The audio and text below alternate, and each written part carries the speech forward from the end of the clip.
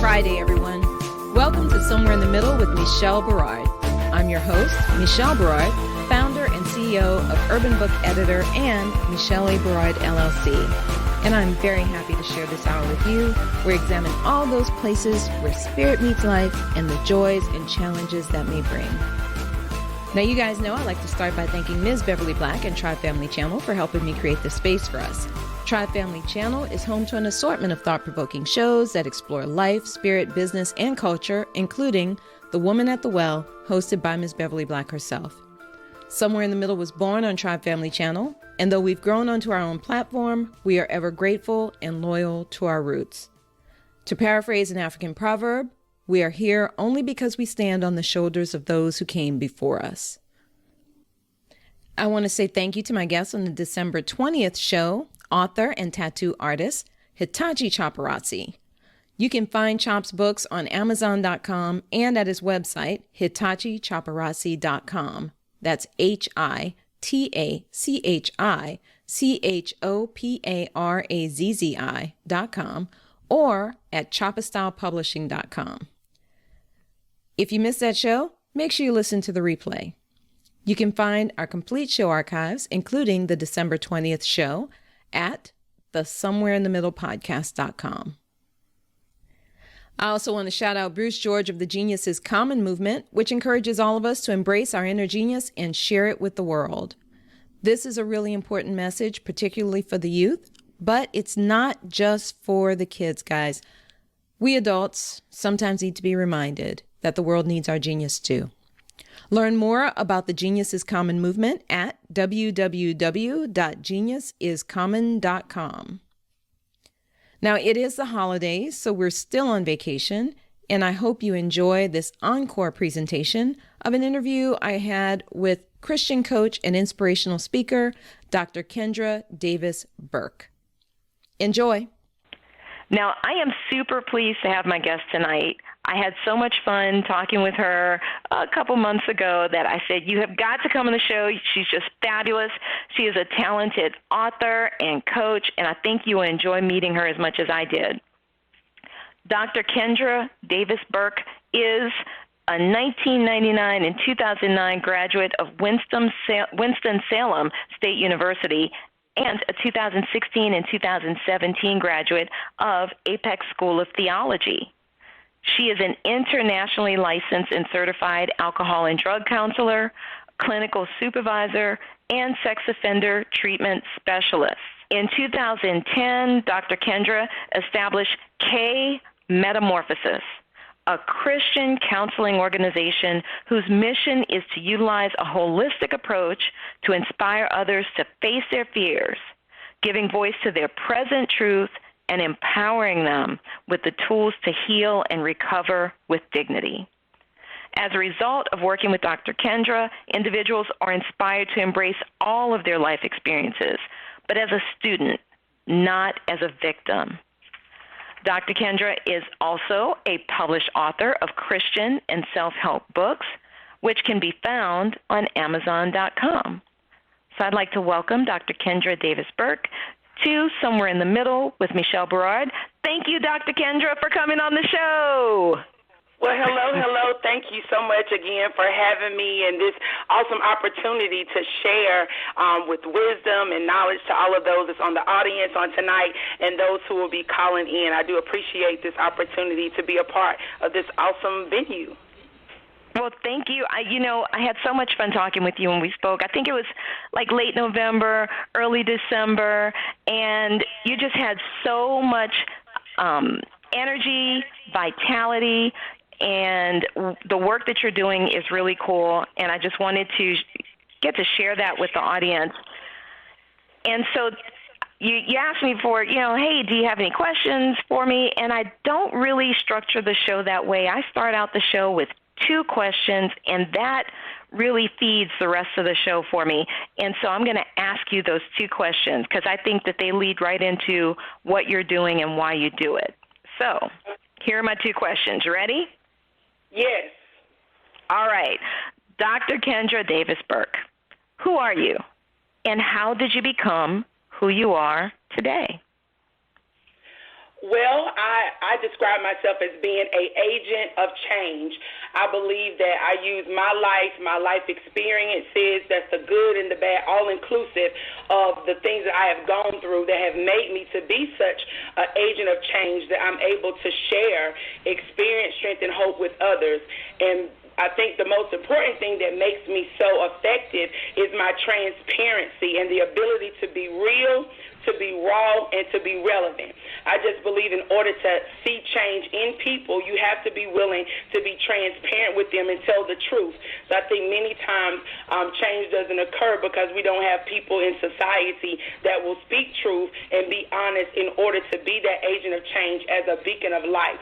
I know that as a servant, that's what my life is. I'm a servant to the fullest, that I use my experience, I use the light that's within me to eradicate darkness in others. And what has made me and brought me to this place is those ups and downs and those bumps and bruises, the mistakes I've made. So it's not just the successes that have made Kendra Davis to be who I am, but it's those moments when I was broken, those moments when I was broke, busted, and disgusted. It was those seasons when I was at my bottom that I had no other choice but to look up and to rely on my faith and my relationship with God. That is those things that have made me who I am. So I'm a product not just of my environment, but I'm a product of those individuals who have served as a mentor to me, who was not selfish at all, but willing to share their platform, share their wisdom and their knowledge with me. So I try to be what Mahatma Gandhi talks about, being the change that I want to see in the earth. And the way I do that is by serving people and serving worthy causes in the earth. Wow. That is such a powerful statement. And I want to, a couple of things just like jump out at me. So, I jot notes here, and so I've got a couple of things I've got starred. You said that you are a servant. Who do you serve, and why do you serve them? Well, I know the target population, I'll call my tribe, is those individuals who've experienced rejection, abandonment, individuals who what society or others may not always see their potential in. And why I advocate for them and fight for them, because I remember what it was like being the underdog and somebody advocated for me. And many times folks won't invest in what looks like to be a crashing product, or they don't invest in stock that doesn't look like it's going to bring in dividends. But I invest by serving others, by empowering them with resources and tools that they can live their best life and that they can tap into the strength that's on the inside of them, and to realize that it's not how you start, but rather it's how you choose to finish.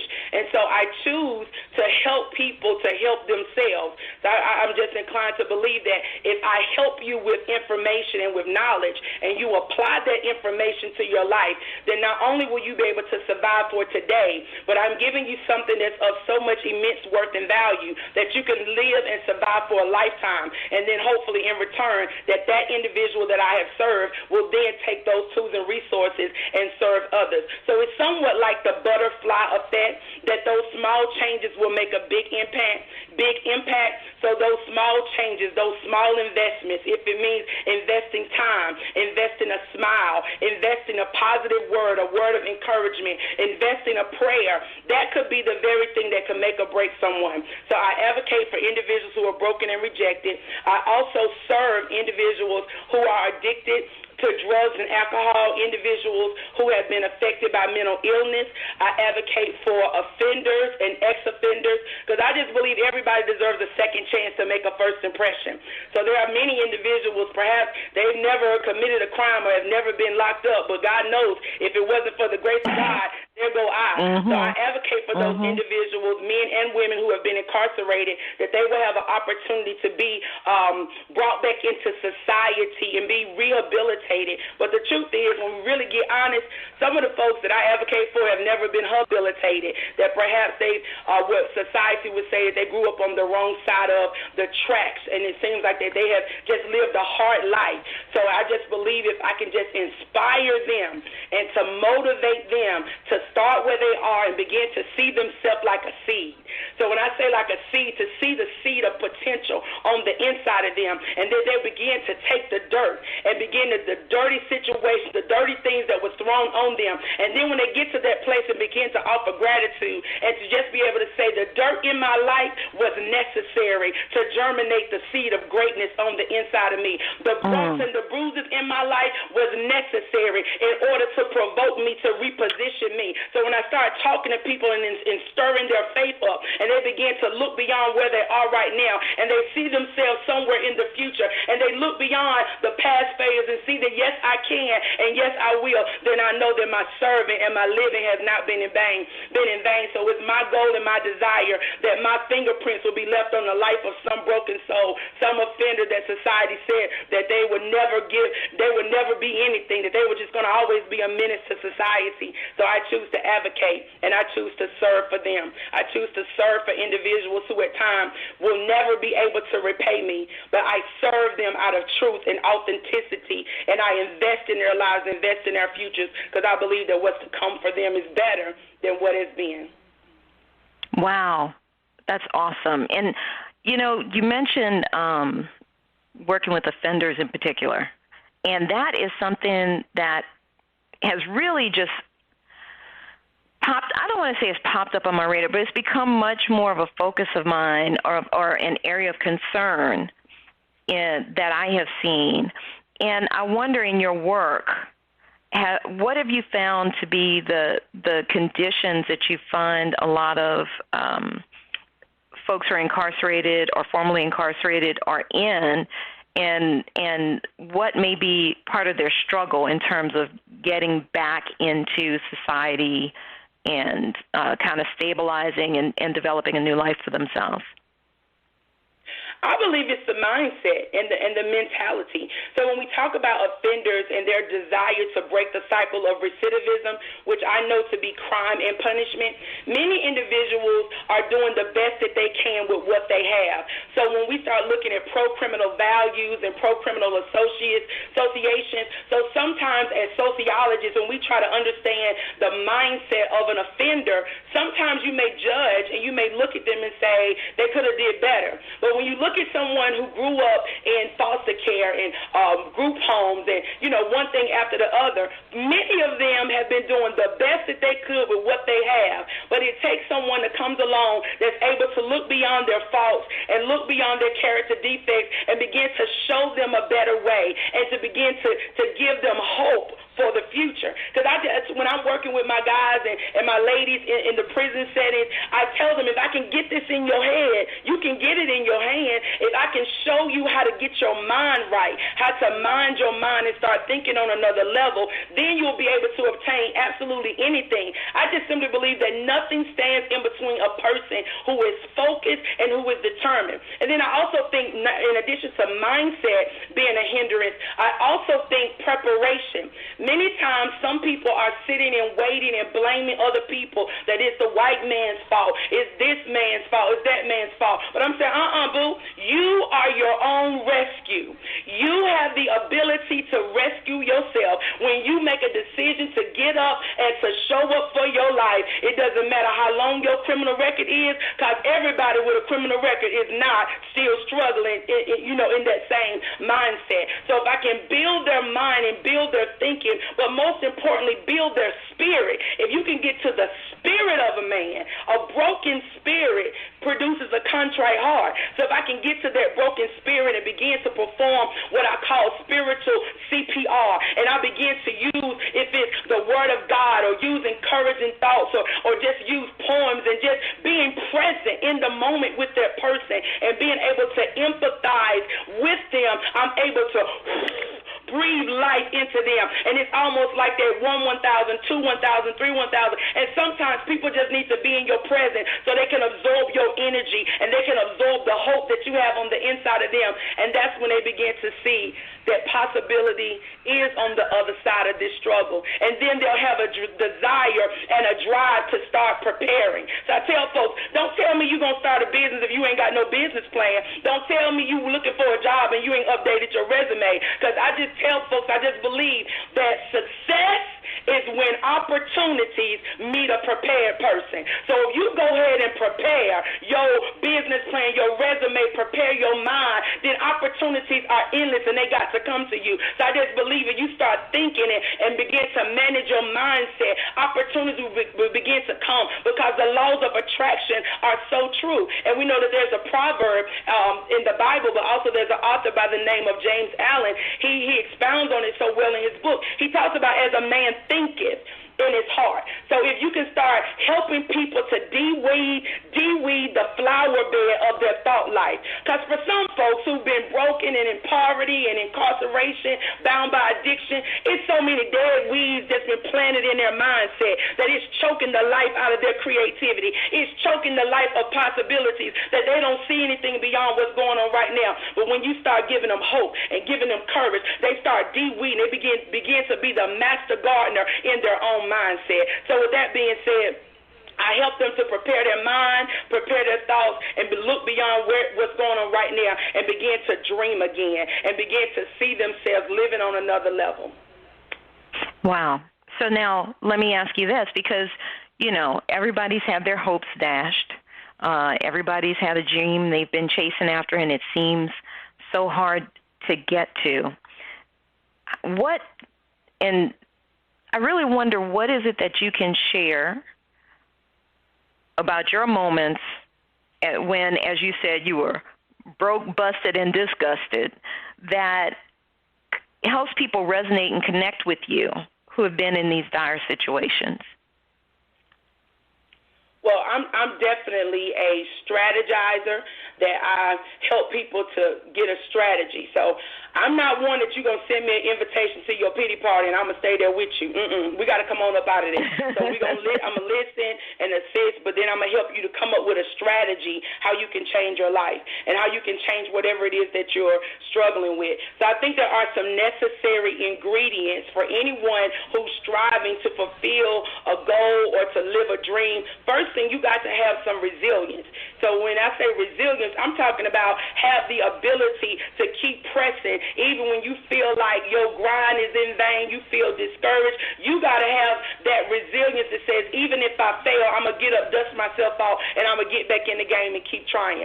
Then you got to have some persistence that no don't mean no. So one person may say no, but that just simply means that you're not my target audience and you're not who I am to serve. And then I say you got to have faith. You got to have that measure of faith to believe that what you have to offer, that whatever that goal is, if it's a book, if it's a business, whatever it is that you're gonna do, that goal that you have, you got to have faith to believe that what you have to offer this world, that somebody is waiting for you to get it. So you've got to have some drive and some passion about your spiritual baby. So I say your book, your project, your dream is your baby. So when you're pregnant with the promise, just like a woman who's physically pregnant with a baby, she has to begin to prepare and have faith that in 9 months or 3 trimesters that she's going to give birth to that thing. So whether it's a man coming out of prison, he's pregnant with a promise that he's going to be successful, be able to take care of his family, and no longer have to break the law to feed the law. Come on here, somebody.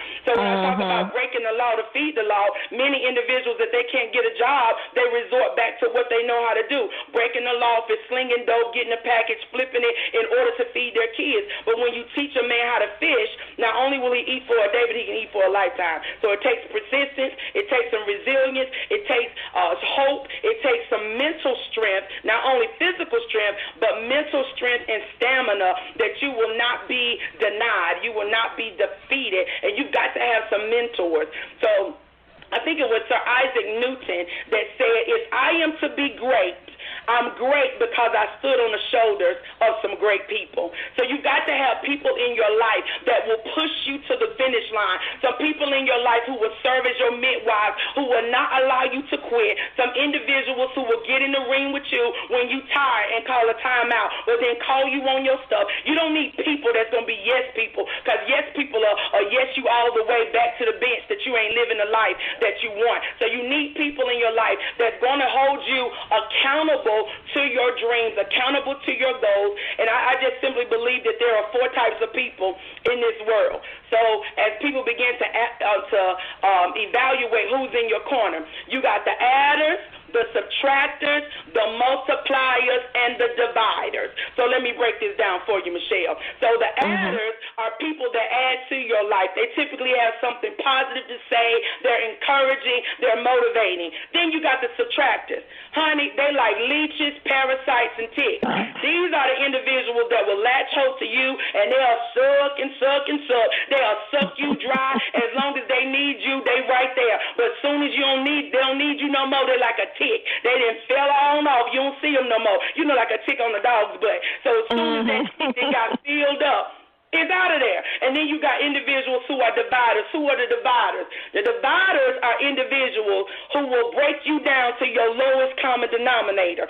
These are the folks who will never believe in your dream, folks who will never, they're always going to try to talk you out of it. Well, why are you going to go back to school? Why are you going to write a book? Why are you going to start a business? And you got to be the person to say, why not? But see, the divider, if you're not careful, if you ain't got sense enough to cut them back, and if they tearing up your serenity and got you not living in a place of peace, then you got to learn how to cut the suckers loose. Because if sooner or later, if you start off, Michelle, as a strong 100, but you hooked up with a dividing 2, because they still got a poverty mentality, sooner or later, your strong 100 is going to be a little old 50. And if you ain't got sense enough to get them off of you, your 100 was reduced to a 50, now you a 25. And then sooner or later, you're going to be $12.50. And if you still don't cut them out, because some people, they just so committed. It's a false sense of loyalty, a false sense of obligation that they stay connected to people that they're really not in covenant with. They stay connected with people that's really, like Roberta Flack say, is killing them softly, but they ain't got sense enough to disconnect from that type of stuff. So then next thing you know, they stuck. I use little slogans when I'm talking to my folks. You stuck on stupid, sliding on ceiling, parked on donuts, sliding on ceiling. You wondering, how did I get here? Because you should have cut some folks back. So if you're going to get to the finish line, you got to evaluate who's in your corner. And then last but not least is the multipliers. The multipliers are people you may not even talk to them every day, but when you do talk to them, they have a way of stirring you up. They have a way of reigniting your faith. You believe you can do anything. Honey, you got a dream, a vision. You're going to have an ice cream truck. You done got your strategy. You're going to sell fudgesicles on the north side and Haagen-Dazs and Ben & Jerry's on the west side. So you got to have some multipliers, the dividers in your life who will stir your faith up. And then sooner or later, you be believing you can fly. You can touch the sky. You start breaking the spirit of average. You start pushing yourself out of your comfort zone. But it's only when you have people in your corner who will hold you accountable to your dream, and they believe so much in your dream that they ain't gonna let you die dreaming, but they gonna make sure that your dream and your vision comes to pass. I get excited, so Michelle, you have to stop me, girl. So hey, man, right there. Did I answer your question? You did. I have no reason to stop you when you were talking like that, because I totally agree with you. I think it's really interesting, too, because one of the things that I had to come to at some point in my life was that you can love people, but some people you have to love from a distance. So it's because sometimes those subtractors are maybe your own family members, right? Or people that you've been friends with a long time, and you may just have to love them from a distance. It's not that you don't love them, but maybe they just don't have what you need, and you can't take that on board. Yes, ma'am. I believe it was Rick James that said you got to love them and leave them. You remember that song? Girl, bye. You got to love them, but you got to know how to say, see you later, bye. Honey, I know how to give folks the benediction. Do you hear me? I put my right hand in the air, and I wave it like I just don't care. And I say, may the Lord watch between me and thee while we're absent one from another. Because I got a goal. I got a vision. I got something on my mind, and hooking up with you, I ain't going to get there. So you got to know when to give people the benediction in your life. And it don't make them a bad person. So let me clarify that. Yeah. When you have to cut people out of your life or cut people out of your business plan or cut them out of your dream or your vision, it don't make them a bad person. But what it does mean is that their season in your life is over, that the chapter that they served as one of the characters in your life, it is finished. So you got to know when to say it is finished and when to move on and get to your next season. Does that make sense? Yep. Absolutely. Yep, I agree. Well, and also it doesn't make you a bad person, because I think sometimes there's a certain guilt that you get, especially if you're dealing with, friends that you've had a long time, family members. Sometimes you get a little bit of guilt. You feel a little guilt for putting yourself and your dream first. Mhm. And people will try to make you feel guilty. So not even if the guilt doesn't come within, people will try to make you feel guilty, or will even try to play mind games and try to manipulate you when you don't do what they want you to do. You know what I'm saying? But you've got to take care of your own self. So, you know what's best for you. So I think when you don't have the ability to consult yourself, then you'll find yourself being a chameleon, getting in and changing your dreams and your desires to fit everybody else, because you're pleasing everybody, but then you're not pleasing, you're not true to yourself. So Shakespeare said, to thy own self be true. But when you don't know what you want, you just like that little lady on Coming to America, whatever you like, and you just doing what everybody else wants you to do. Yeah, you talk the girl that jumped up on one foot, hop on Eddie Murphy's hop up and down, bark like a dog. Exactly. Well, tell me more about the spiritual CPR that you perform. What would a program, like if someone is working with you, what kinds of things do you do with them to help give them the spiritual CPR to help them build themselves back up? Well, I use CPR as an acronym, CPR. The C is, first of all, you may have to close some doors. What doors do you have open that's giving negativity access to you? What doors do you have open that's causing doubt to have access to you? So I help people to identify, how did you get to where you are? So we're sitting down having a conversation.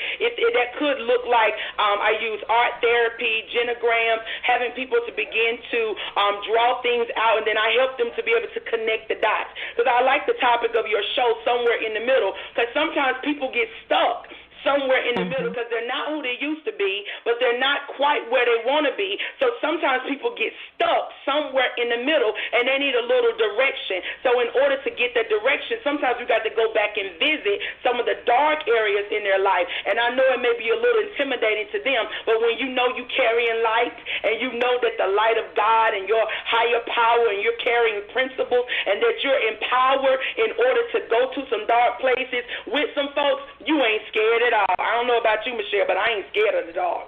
So I go into dark places with people, into their path, to identify some of those open doors. For some individuals, it was how they were raised, and it was the mindset of the people in their environment. So if you're going to do CPR, first of all, you got to help people to identify the open doors and then shut those doors. It could be doors in their mind, their thinking process, because some individuals believe that living from paycheck to paycheck is the best that they're ever going to have, or being dependent on Section 8 and food stamps and Medicaid. And I'm not trying to shine or clown nobody, because Kendra Davis was one of those persons that I grew up in poverty, grew up in public housing, was dependent on Medicaid and food stamps, and then when I got up in age, I was on Section 8 myself. But when I identified that this was a generational pattern that my family had experienced these same things. It was because some people invested time in me that I began to close the door. So the same thing that people did for me, I do it for others. So I help them identify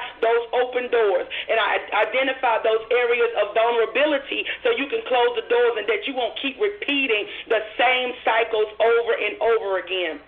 The letter P stands for prayer. Anyone that knows me knows that I am definitely an advocate for prayer and intercession, because I realize as a servant there's not but so much that I can do. I am powerless over people. I'm powerless over their circumstance and their situations. But I know a man, I know a source that is greater than me, who endows me with power, who endows me with strength and insight. So I know when I go to God in prayer and I begin to intercede, He allows me to have insight and glimpses on things that I didn't know, and I'm able to know without knowing, and I'm able to see without seeing in order to help people get to the next level in their life. So we help them by closing the doors, identifying those doors, closing them through prayer and intercession, and then I use affirmations to resuscitate. So I give people homework assignments like finding positive words and affirmations that they can say to themselves, because I just believe it's not what you're called, but it's what you choose to say to yourself. It's not what you call, but it's what you choose to answer to. So when you start answering and you start speaking words of life into your own self, and when you begin to look at yourself in the mirror, you may not be a 2, but you be the best 22 that you are. So especially with women, as they're dealing with image issues and self-esteem and not feeling like they're like this person and that person, but when you can empower people through affirmation, it resuscitates their faith, and it causes them to begin to see themselves the way God sees them, and they can say to themselves, "Self, girl, you a bad girl. You's a brick house. You a bad mamma jamma," and you begin to offer appreciation for who you are and what you have, instead of spending time groping and complaining about what you don't have or what you don't look like. So with CPR, that could be a group session. So if it's a group setting, I perform spiritual CPR. I get invited to go places and to speak. I do group sessions at several halfway house facilities in the community. One of the halfway houses is for females, and this includes women who have come out of prison, women out of domestic violence situations, women struggling with drugs and alcohol. So women just with issues. So it's there in those, I do individual counseling sessions there, and I also do group sessions there. So there, spiritual CPR looks like one-on-one time that I'm able to talk behind closed doors in a confidential setting. And confidentiality is a big thing, because you know in this day and time, everybody that you confiding in is not keeping your stuff confidential.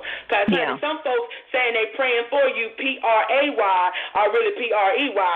They took all your stuff that you just shared with them out to the street, and they shared it with everybody else. So confidentiality, if you're going to be a beacon of light and to serve people, people have to trust you, and you have to be trustworthy and not somebody who's constantly sharing people's transparencies and their indiscretions. So at the halfway house, I actually do that.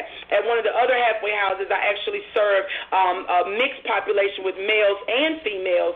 So CPR there, it looks the same with groups, individual sessions, and then I also advocate and collaborate with other nonprofit organizations. So some of these organizations, I may go in, they contract with me to go in and to do professional training and development with their staff to build camaraderie with the team members. So for me, as that beacon of light, like I talked about, that change agent, my life is like CPR, that I'm constantly serving people on one platform or another. So if it's in my professional life or my personal life, in ministry, I'm serving people and providing CPR.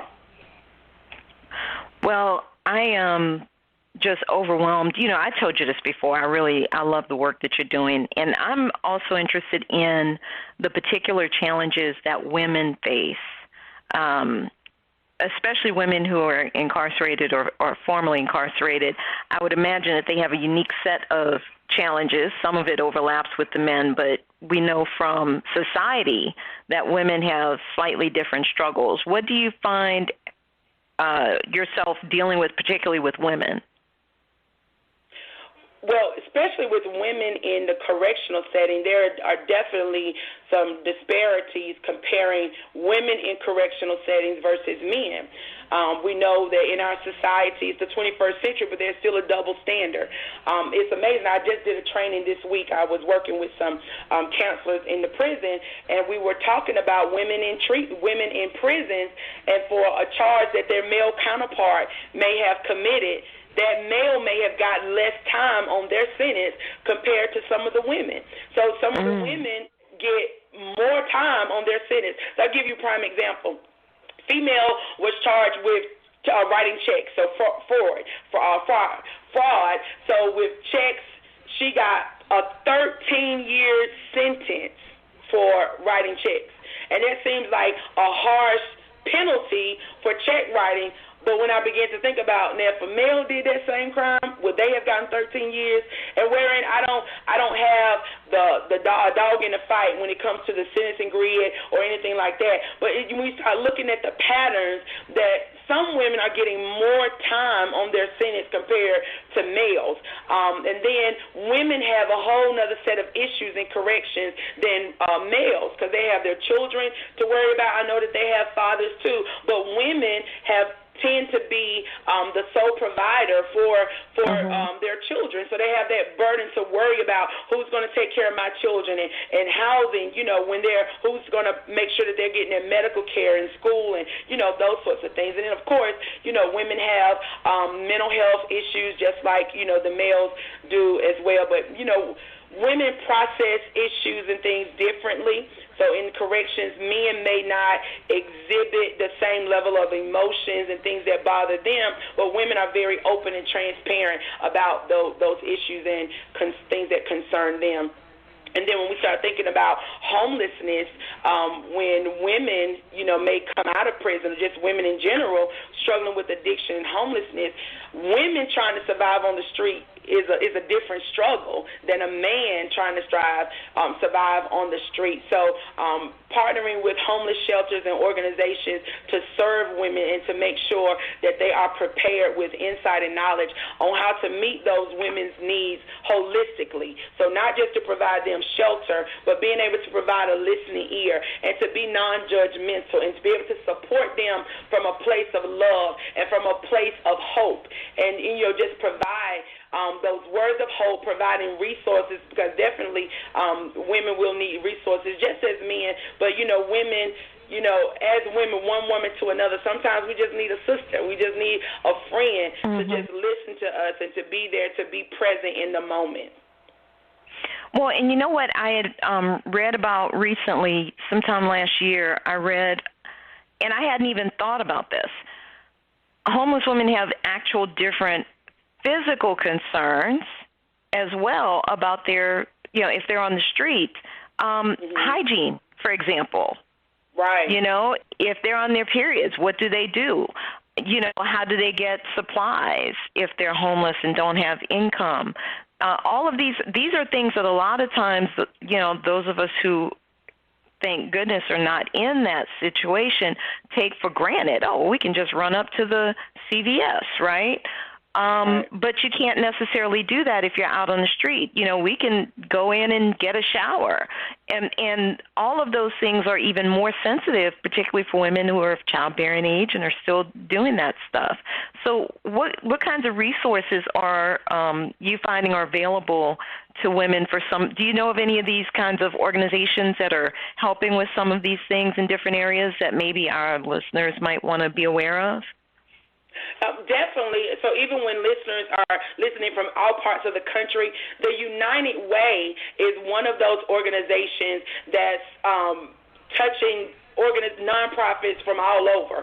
So typically the United Way will be a good place to plug in to find some of those organizations. But here in North Carolina, we have different homeless shelters and resources specifically for women, battered women's shelters, and a lot of church groups, ministries actually have benevolence funds and women's ministries that actually provide support and wraparound services for women who are in crisis. And then when the rubber meets the road, many times people get in survival mode and they do what they got to do. So if that means resulting to crime, if it's, it's sad, but it's true. Many women result to prostitution in order to get their needs met, and males prostitute as well. But many women will use their body in order to get their needs met. And some often even rely on public restrooms in order to bathe, washing clothes on their hands. There is resources, but then there are some resources that have somewhat dried out, and many women, they do what they need to do. And with this whole issue of mental illness in our country, it is such a big problem, but a problem that not enough resources are available. So we know that we live in a country that we desire to have health care for everybody, but for a person who's dealing with psychosis like schizophrenia, and they're having audio-visual hallucinations, and perhaps they're having all kinds of things that's manifesting as a result of their mental illness, or dealing with bipolar, anxiety disorders, the dissociative personality disorder. So people are struggling, and unless there's people who are trained and have insight that's willing to help walk them through the process, you can't tell somebody with schizophrenia, go down here to the local mental health and they're going to get you worked out, because they may not even be able to distinguish left and right and north, you know what I'm saying, to get on the bus. And, so sometimes we need people to walk people through the process and how to navigate these systems, and even with women in the military and coming home from the military. So there's a lot of disparities, problems, issues, and obstacles. But we have to learn how to be that change. And if we can just help one person, and if we can just make the difference in one person, each one can reach one, we can begin to start making a change and making a difference in the people in our country. Well, I have a question that has come in from a listener.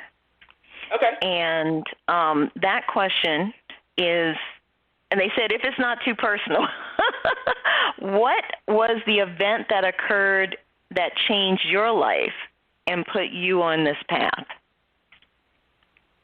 Well, I actually grew up in poverty. Both of my parents were addicted to substances, and those substances led us to actually being homeless.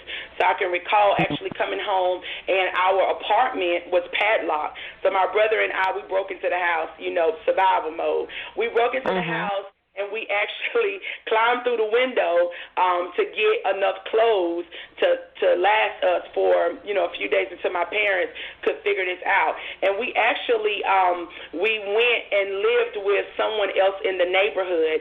His name was Romeo Clayton. We actually went and lived at his apartment with he and his wife and their children for a few days. And then from there, my parents were able to get another place or whatnot, and then we ended up homeless again, because until you deal with the root of an addiction, you can go from one house, one apartment to the next, and then the same thing will happen all over again. So we found ourselves living in a house with no lights, no water, with rats that was big as kittens, roaches that dared you to step on them.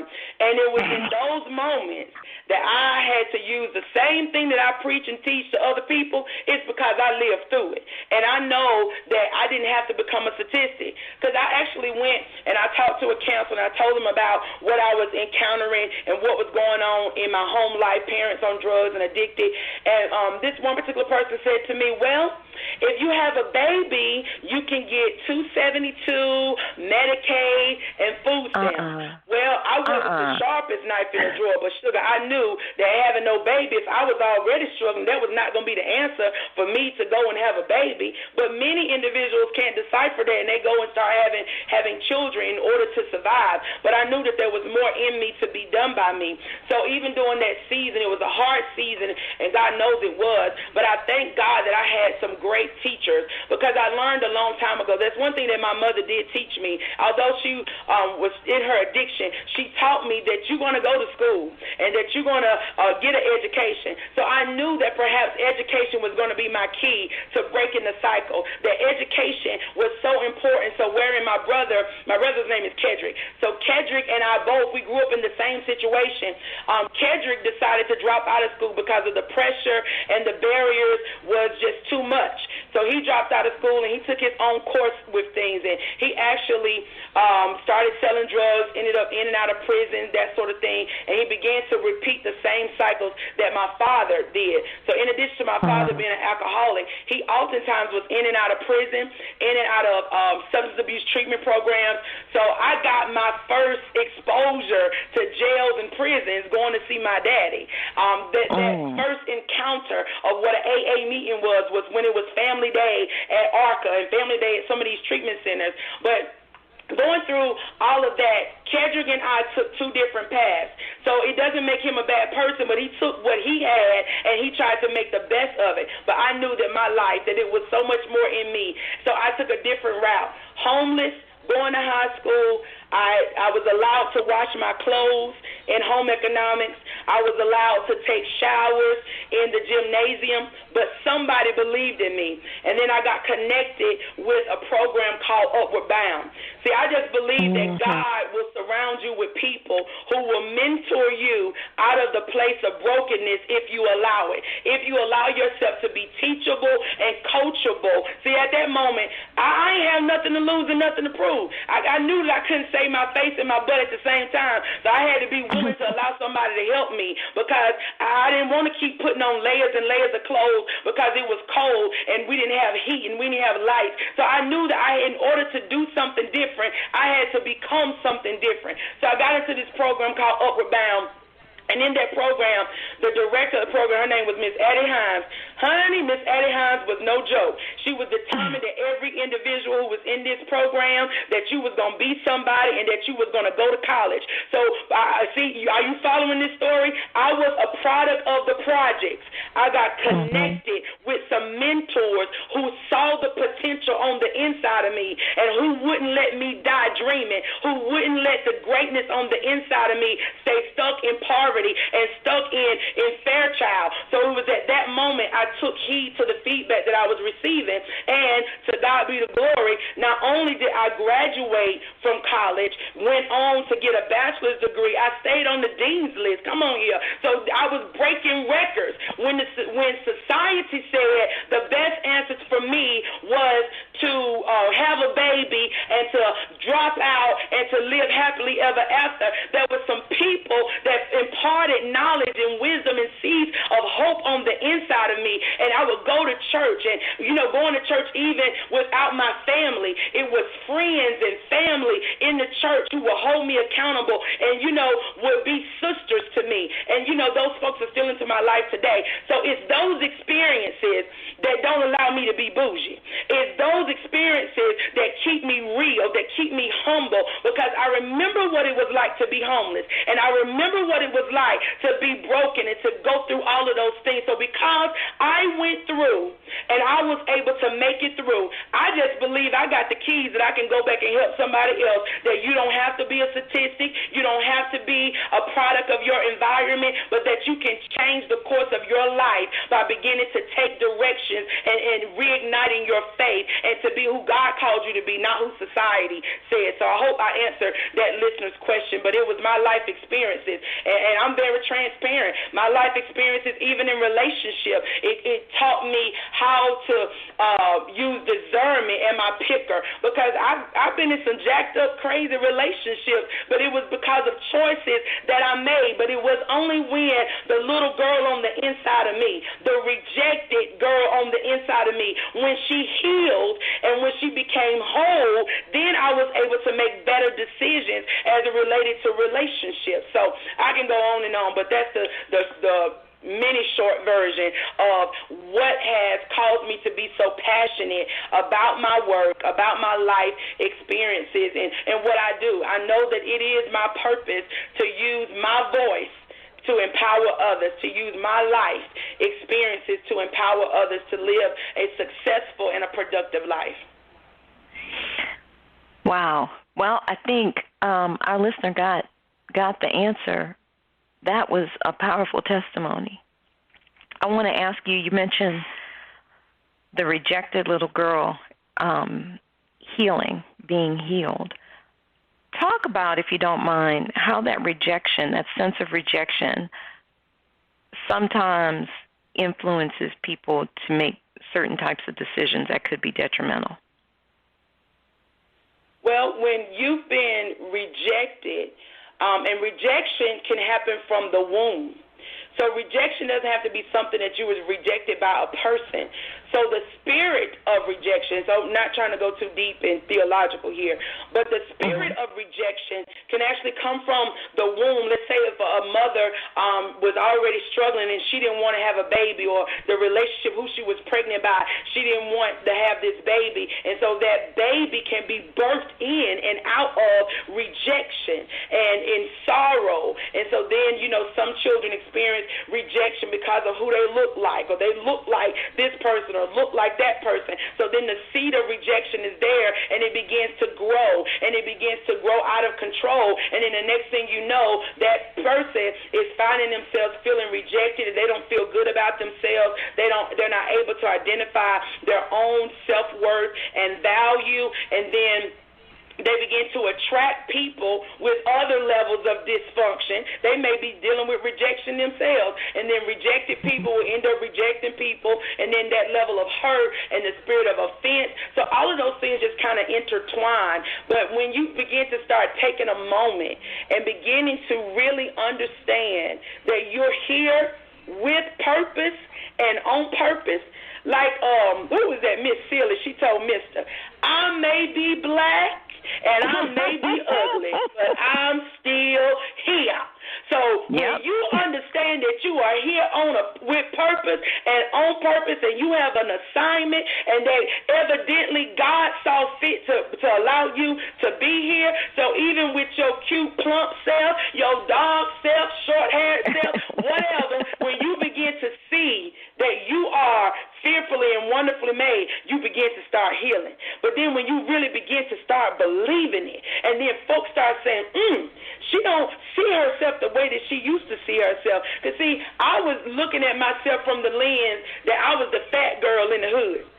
You would play little games, hide and go get it, and 1, 2, 3 red light and that kind of stuff, because I was carrying an extra fluffy suit, so I couldn't run and keep up with them like everybody else. So I was somewhat rejected being a fat kid, rejected even with being the color of my skin. So living in poverty, some even would reject you because you was a lighter hue, or because you had longer hair. So there were several layers and layers and layers of rejection. So from what I was told with my mother's and father's relationship, just to give you a little background, my mother met my father when he was in prison. So he was in prison. He was working on the road squad or something, from what they said. They fell in love. He got out of prison. They got married, lived happily ever after.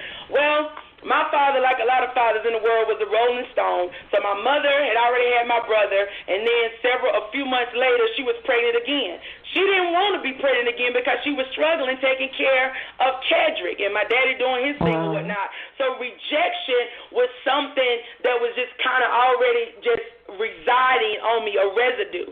So when I began to embrace who I was, because I struggled with rejection for a long time, and then when I began to understand my purpose and my destiny, I couldn't allow other people's opinion. I couldn't allow other people's thoughts or what they was going to say to stop me and to block me, because really, Michelle, I had to embrace the fact that other people's opinion of me was none of my business. Let me pause for that. Okay. Other people's opinion of me was none of my business. But when I was spending my time trying to make sure I was pleasing everybody, was codependent, taking care of everybody else, but I wasn't taking care of Kendra. But when I came to myself and began to really understood that I had purpose and destiny, that's when I began to be healed and set free from that rejection. And I began to say, I am not rejectable. I am not rejectable, because evidently what I have to offer, my life, my experiences, is something of immense worth and value. And when I connect in the right environment, connect in the right tribe, somebody is going to appreciate the authenticity of Kendra Davis. Come on here, somebody. So when I got healed and whole, it wasn't until then. When I was broken and still struggling with rejection, I was still trying to fit in. But when I realized Jack is out the box, and I am just my own brand. I am Kendra Davis. I'm my own brand. I don't have to be like nobody else. I can just be me. And in being me, it works for me. In being me, I'm able to help other people with being true and being transparent. So hopefully that helps somebody who's listening on tonight. That is definitely a message for somebody. Somebody is going to definitely pull something of value from this call, this interview with you. You have so many wonderful just things to say and experience to share. So we're going to be wrapping up very shortly, so I want to ask you, if you had one bit of advice to give to someone right now who was in pain and who was feeling rejected, what would that be? You are worthy. You are worthy and you're worth it. You're worth it. That when you understand your worth and your value, if you may be going through pain, it's kind of like a dollar bill. So I'm holding in my hand right now, Michelle, a $20 bill. Mm-hmm. That person who may be hurt and may feel like this $20 bill that you've been passed from one person to the next person, to the next person, to the next person. And perhaps to look at this $20 bill, all people see is that it's a 20, but they have no clue of the hurts, the pains, the brokenness in your life. They don't know the times that you was balled up, that you was left for dead. They don't know about the scars in your life that when you hooked up in that relationship and you thought this was going to be the person and you thought everything was going to be happily ever after, and they ripped you apart and left you in broken pieces. And you felt like, whoever's listening tonight, you may feel like this $20 bill that's ripped up and part of your heart is still with them and part of your heart has got to move on. And you feel broken, you feel hurt. Perhaps you're listening tonight and you're feeling hurt because of a decision or betrayal or friends that walked away or something didn't go quite right on a job and you feel like that you're still at the bottom. But even if you're at the bottom, if you can look up, you can make it to the top. And if you can just find a strength, inner strength, to know that you're worthy, like this broken $20 bill.